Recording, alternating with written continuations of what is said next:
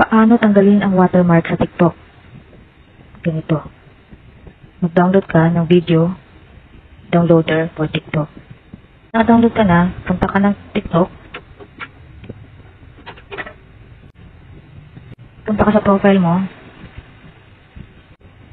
Pumili ka ng gusto mong tanggalan ng mark.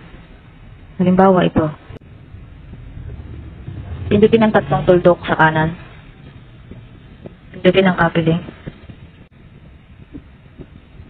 Punta ka sa dinownload mong video downloader for TikTok.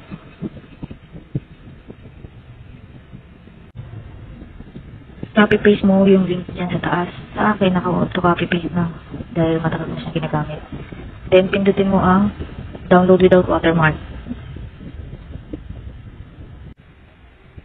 Yan, na-download na siya sa gallery mo or sa photos mo. Back. Punta ka na sa gallery mo.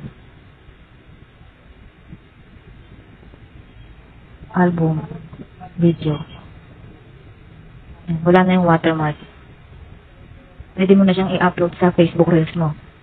Yun lang po guys. Maraming salamat. Kung mayroon ka pong natutunan, please share my video. Follow, like, and comment. Salamat!